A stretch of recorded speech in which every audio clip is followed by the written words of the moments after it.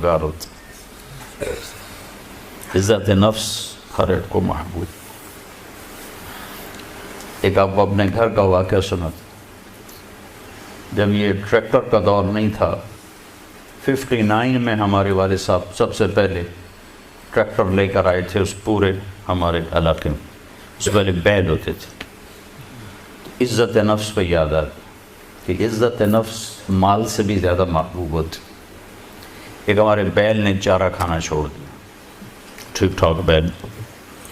تو ہمارے والد صاحب نے ڈاکٹر بلوایا، اس نے وہ ٹیکہ ویکا لگایا، لیکن اس نے پھر بھی نہیں کھایا.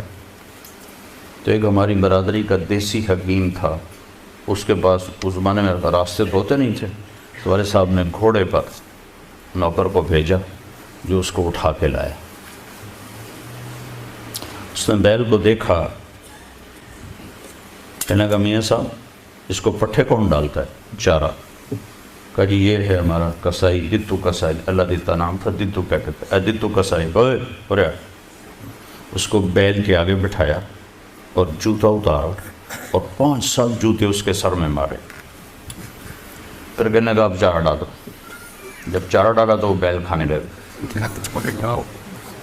یہ میرے گھر کا واقعہ ہے، کوئی سنایا نہیں.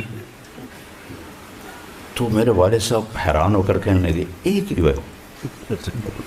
کہا جی میں نے اس کو چیک کر لیا تھا، اس کو کچھ نہیں تھا.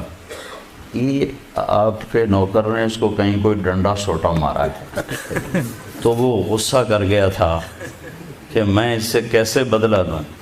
تو اس نے غصے میں کھانا چھوڑ دیا کہ میری عزت کو اس نے خراب کیا. اب اس کی آنکھوں کے سامنے 2-4 جوتے میں نے مارے تو وہ خوش ہو گیا.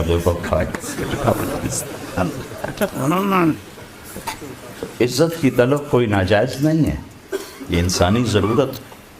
مال کی طلب ناجائز نہیں ہے، انسانی ضرورت. ہاں اس کے حدود ہیں، اس کے اندر تو ضرورت ہے، اس کے باہر پھر کوئی کہیں تکبر بن جاتا ہے، کہیں ظلم بن جاتا ہے، کہیں زیادتی ہے. حدود کے اندر تو. ایک حدیث سنا دیتا ہوں، کسی مسلمان کو عزت دینا کتنا ضروری ہے. میرے نبی نے فرمایا 1 روپیہ سود کھانا 36 دفعہ زنا کرنے کے برابر. 1 روپے یعنی 1 پاؤنڈ سود کھانا 36 دفعہ زنا کرنے کے برابر تھا. اس کے بعد آپ نے فرمایا اور تمہیں بتاؤں سب سے بڑا سود کیا ہے؟ جب 1 پاؤنڈ کا سود 36 دفعہ زنا کے برابر ہے تو آپ نے فرمایا اب تمہیں بتاؤں سب سے بڑا سود کیا ہے؟ الاستطالۃ فی عرض المسلم، مسلمان کو بعزت کرنا سب سے بڑا سود.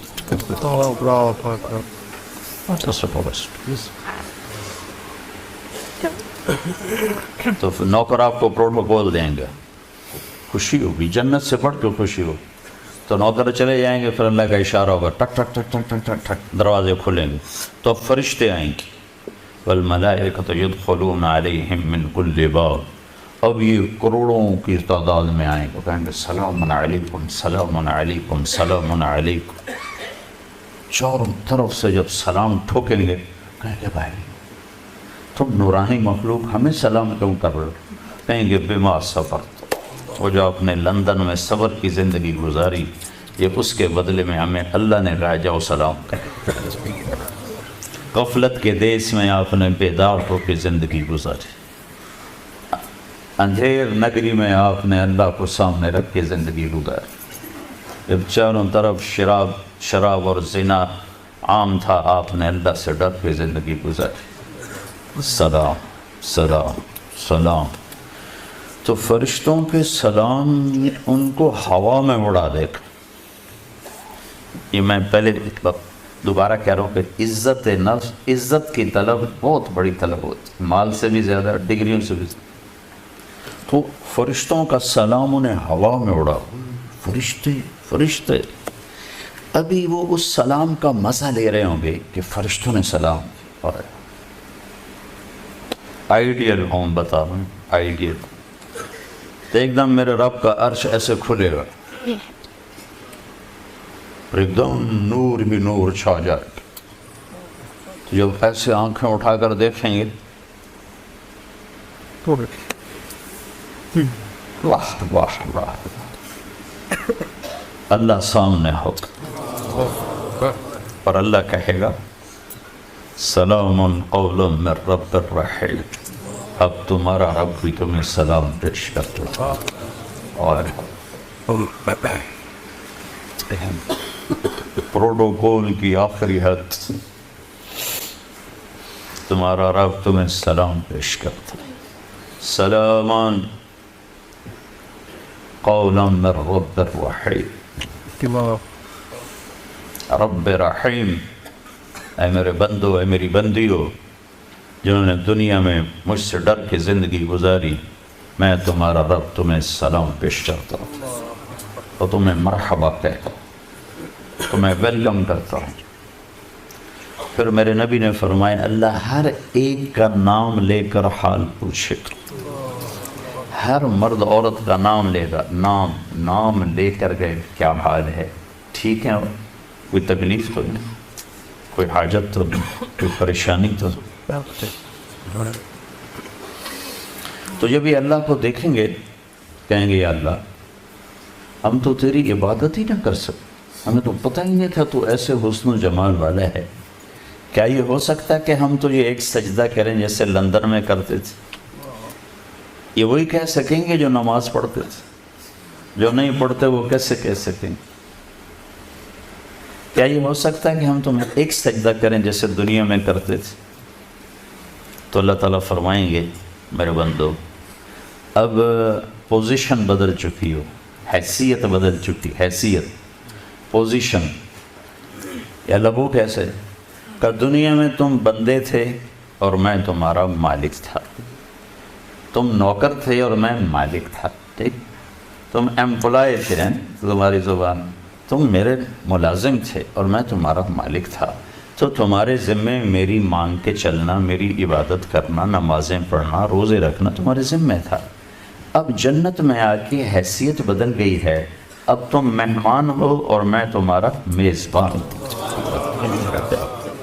کیا ہوسٹ کہتے ہیں میزبان کو؟ تو اب تم میرے لیے مہمان ہو، میں تمہارا ہوسٹ ہوں، اور مہمان کو تکلیف نہیں دی جاتی، مہمان کو بٹھا کے کھلایا جاتا ہے، جاؤ کلو واشربو، کھاؤ پیو، ہنیئا، ہنیئا کا کیا مطلب ہے؟ کھاؤ، ہر لقمے کی لذت پہلے سے زیادہ پاؤ، کھاؤ، کھانے کے بعد پخانا کوئی نہیں، پیو، ہر گھونٹ کی لذت پہلے سے زیادہ پاؤ، پیو، پینے کے بعد پیشاب کوئی نہیں، بیماری کوئی نہیں۔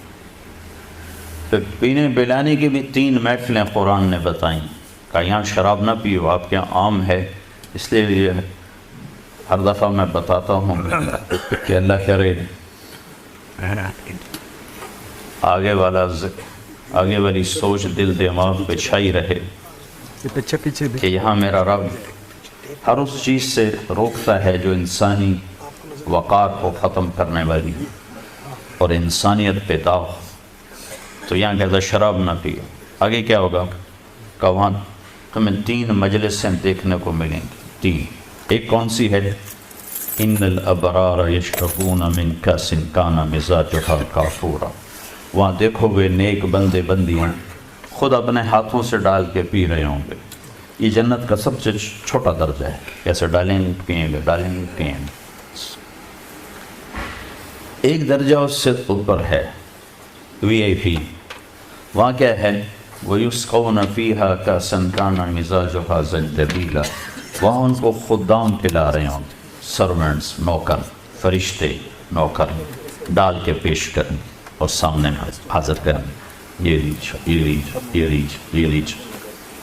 ایک VVIPs ہوگا، سب سے اوپر کا درجہ، وہاں کیا ہوگا؟ وہاں ہوگا وَسَقَاهُمْ رَبُّهُمْ شَرَابًا طَهُورًا، وہاں اللہ خود پلا رہا، اللہ خود پلا رہا۔